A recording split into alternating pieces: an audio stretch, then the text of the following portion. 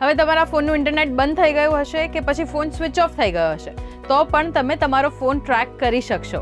અને આના કરતાં પણ જોરદાર ફીચર સાથે ગૂગલ આવ્યું છે, જેની ઇન્ફોર્મેશન આજે હું તમને આપવાની છું. gujaratsamachar.com સાથે હું છું હેલી. હવે ગૂગલ ફાઇન્ડ માય ડિવાઇસ એક નવા ફીચર સાથે આવી ગયું છે અને હવે જો તમારો ફોન ચોરાઈ ગયો હોય કે ખોવાઈ ગયો હશે તો ઇઝીલી મળી જશે.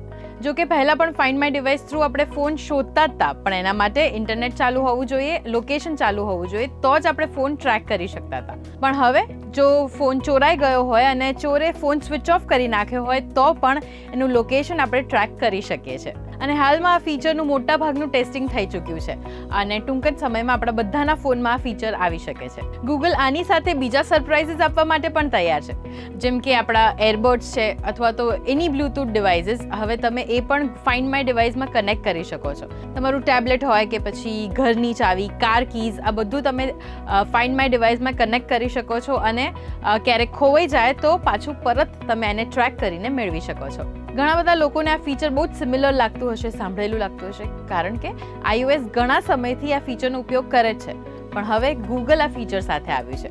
અને જેમ iOS યુઝર્સને એરટેગની જરૂર પડે છે પોતાના બિલોંગિંગ્સને શોધવા માટે, એવી જ રીતે એન્ડ્રોઈડ યુઝર્સને પણ ટેગ્સની જરૂર પડશે. અને અમુક વેલ નોન બ્રાન્ડ્સ ઓલરેડી પોતાના ટેગ્સ આવી રીતે બનાવી રહી છે અને ઘણા બધા ડિવાઇસીસ એવા બનશે કે જેમાં ઓલરેડી આ જે ફીચર છે એ ઇનબિલ્ટ જ હશે, જેથી કરીને આપણે ઇઝીલી આપણી વસ્તુ લોકેટ કરી શકીએ. અને આ ટેગ્સ માટેની ગ્રાઉન્ડ લેવલ પ્રોસેસ અત્યારે ચાલી જ રહી છે.